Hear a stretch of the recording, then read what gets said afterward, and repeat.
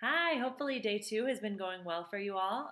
For those of you working on your assignment docs, I've been watching you work and seeing what you've been doing and leaving comments for you to be encouraged to keep on powering through.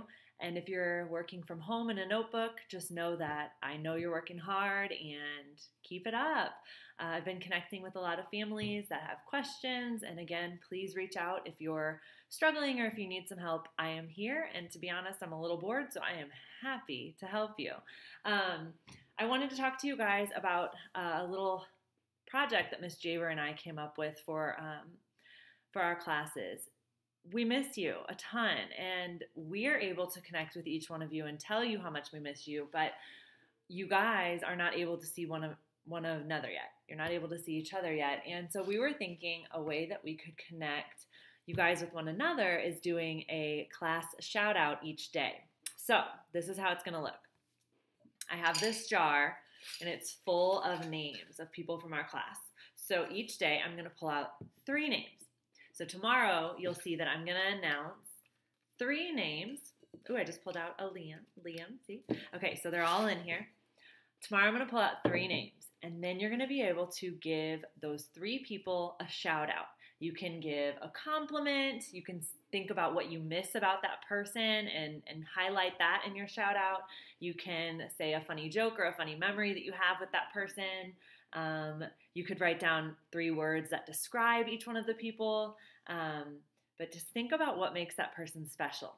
Then, to respond with your shout-outs, I'm putting a class list at the bottom of each one of your assignment docs where you can put in your shout-outs. You can just type in the box where their name is, what you want to say to them. I will check them, and then I'm going to read shout-outs for those 3 people on the next video. So you know what? Let's try it. I haven't put the list in the assignment docs yet, but let's try it. I'm going to pull 3 names out, and then you're going to give me shout-outs for these 3 people. Now, if you're not working on the assignment docs, if you're working straight from a paper copy, you can also have your grown-up send me your shout-outs for those 3 people by emailing me, texting me, leaving a Google voice message, however you get in contact with me. You can message me on Blooms as well. All right, so here's our first 3 people. All right, first name, I pulled out Liam again. So Liam is one of our first people. Liam. Okay, we got Campbell. And next, Emma. All right, so Campbell, Liam, and Emma. I'm going to write those down really quick. All right. And I will be looking for your shout outs about them. Again, memories that you have with that person, 3 special words that describe that person, what you miss about them, and then I'll be reading those on our video tomorrow. So let's get to the wild robot. If you tuned in yesterday, you know that Roz has just hatched out of her crate on this remote island, and she looks out or looks up and sees that there's a grassy knoll, a grassy area where she knows she'll be safer. So she has to climb up a cliff edge to get there. So chapter 6 is called The Climb. Crack, thunk, clang. Roz was having a little trouble climbing the cliffs. She had a new dent on her rear and a long scrape down her side, and she was about to get another ding when a crab scuttled out from under a piece of driftwood. The crab looked up and immediately showed off his giant claws. Everyone was afraid of his claws, but not the robot. She just looked down and introduced herself. "Hello, crab. My name is Roz." After a brief standoff, the crab cautiously backed away, and that's when Roz noticed how easily he moved over the rocks. With his wide stance and his grippy feet, the crab could crawl up and down any rock face. So Roz decided to try that climbing technique. She spread her arms wide and clamped each of her hands onto the cliff side. She jammed one foot into a crack and lifted her other foot onto a narrow ledge. And just like that, she was climbing. What are you visualizing? Is it something like this? Because that's what's happening. There's a little crab down on the rock down here. Oh, other side. A little backwards. Roz moved awkwardly at first. A chunk of rock crumbled in her hand, and she had trouble finding footholds. But as she climbed higher and higher, she started to get the hang of it. I'm thirsty as I do a read aloud. Seagulls squawked from their cliff nests and soared away when the robot came too close, but Roz paid them no mind. She was focused only on getting to the top. Up and up and up she went, methodically climbing past nests and ledges and tiny trees rooted in the cracks.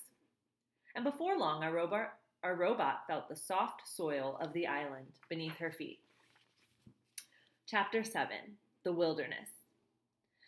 Animal sounds filled the forest. Chirps and wing beats and rustlings in the underbrush, and then from the sea cliffs there came new sounds. Heavy, crunching footsteps. The forest animals fell silent, and from their hiding place, they watched as a sparkling monster stomped past. But the forest was not a comfortable place for Roz. Jagged rocks and fallen trees and tangled underbrush made it difficult for her to walk. She stumbled along, struggling to keep her balance until her foot snagged and she toppled over a little piece of timber. It wasn't a bad fall, no dings, no dents, just dirt. But Roz was programmed to keep herself in good working order, and once she was back on her feet, she immediately began cleaning herself off. Her hands darted around her body, quickly brushing and picking off every speck of dirt. And when the robot was sparkling again, and only when the robot was sparkling again did she continue through the forest. Roz stumbled on until she found a patch of ground that was flat and open and carpeted with pine needles. It seemed like a safe place, and safety was all the robot really wanted. So she stood there, motionless, all perfect lines and angles set against the irregular shapes of the wilderness.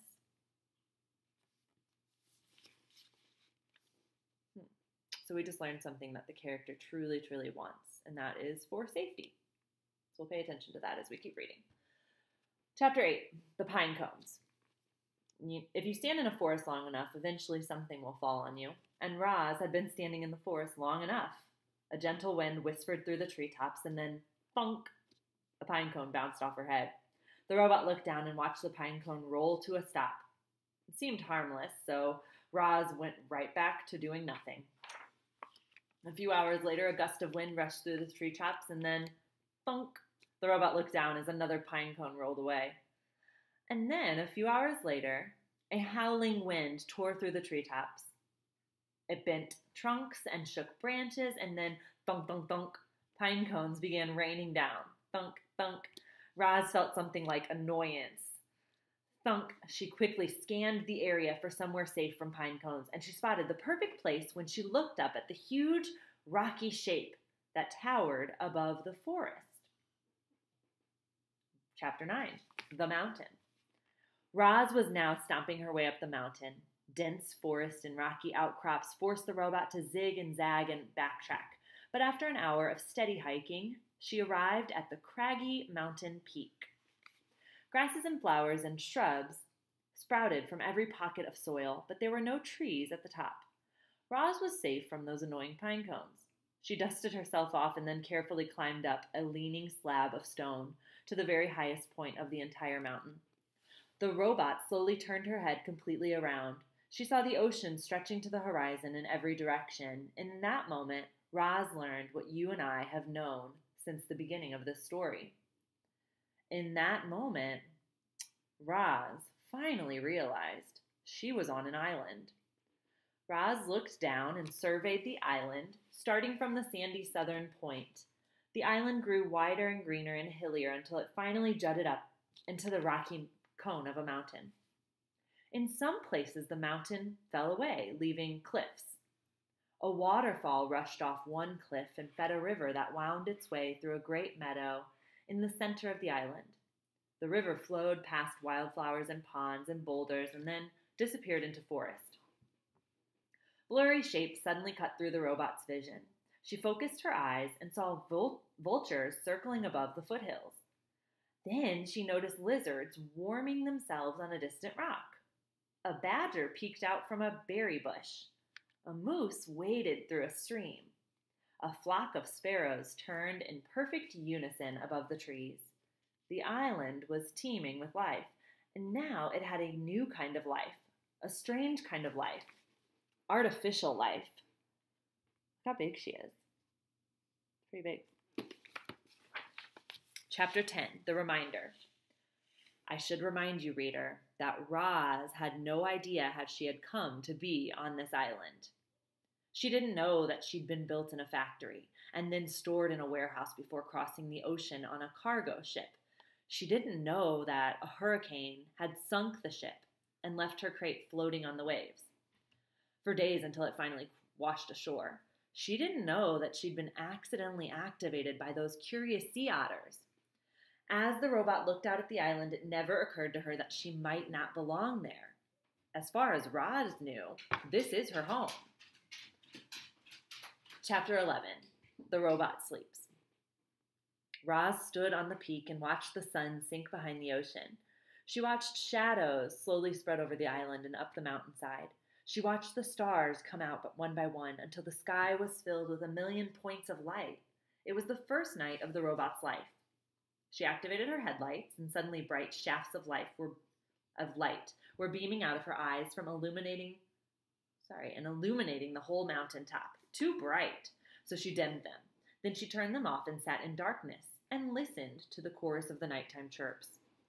After a while, our robot's computer brain decided it was a good time to conserve energy, so she sat and anchored her hands to the rocks. Her non-essential programs switched off, and then, in her own way, the robot slept. Chapter 12, The Storm. I'm a little worried I'm going to leave you at a cliffhanger today. Roz felt safe on the mountaintop, so she spent the next few days and nights perched on a peak. But everything changed one afternoon when a low-flying cloud crept up the mountain, and Roz found herself surrounded by white. When the world faded back into view, she noticed more clouds floating south past the island. Then she heard a deep rumble behind her. The robot turned her head around and saw that the sky was filled with a swirling wall of darkness. Light flickered here and there. More deep rumbles. The storm was approaching, and it wasn't just any storm. It was as fierce as the one that had sent the cargo ship to the ocean floor. You see that?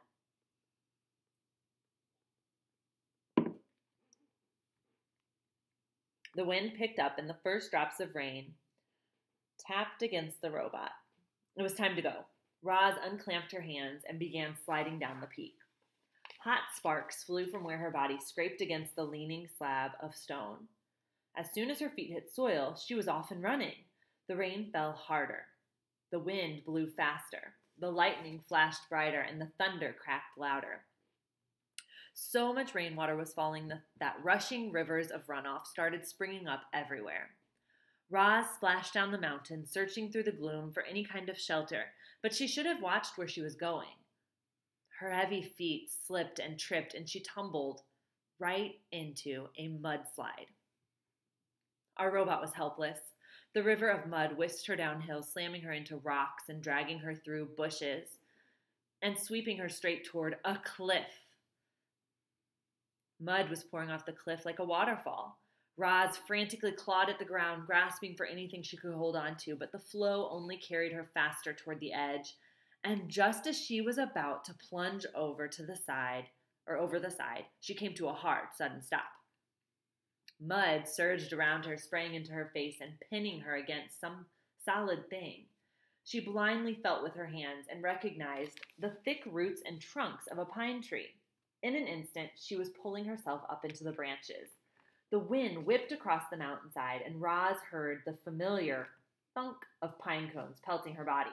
But this time she didn't mind them. She was just happy to be safe from the mud flow. The robot locked her arms and legs around the tree and waited for the storm to blow over.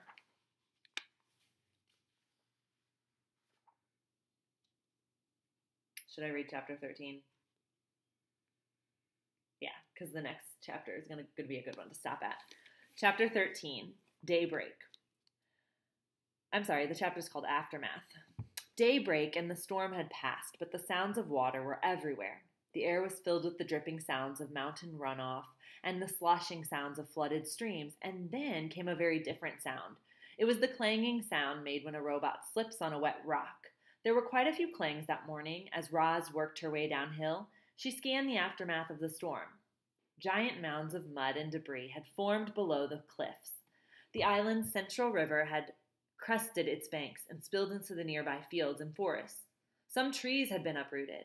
Others were submerged, their upper branches barely poking above the flood waters, their lower branches swarming with fish instead of birds. After such a storm, you might expect to see animal corpses scattered among all this devastation, but the animals had seemed to survive just fine. Somehow they had known the storm was coming and they had found shelter long before it rolled in. Lowland creatures who had sought refuge on higher ground were waiting patiently for the water to recede. Deer were wading through the flooded fields. Beavers were busily collecting a trove of fallen branches. Geese honked in the sky before splashing down into a watery section of the forest. Clearly, the animals were experts at survival. Clearly, the robot was not. Roz was crusted with mud and grit, so she gave herself another good cleaning, but that only revealed her dents and scratches. They were really starting to add up. She hardly resembled the perfect robot who had appeared on the shore just a week earlier. The wilderness is taking a toll on poor Roz, so she felt something like relief when she spotted a quiet hole in the side of a mountain. It looked like a safe place for a robot. She stomped across the hillside and up to the cave, but never stopped to wonder what might be lurking within. What could be lurking inside of a cave on the side of a mountain? What troubles might she find? Can you guess the title of chapter 14? I bet you can if you think about what might be lurking inside of that mountain cave. All right, guys, so don't forget your shout-outs. We've got shout-outs coming for Emma, Liam, and Campbell. So tune in tomorrow to see what the class has to say about you guys. We miss you so much. Sending Emma, Liam, and Campbell such good vibes. And I will see you guys tomorrow for day 3 of our Read Aloud. Have a good night.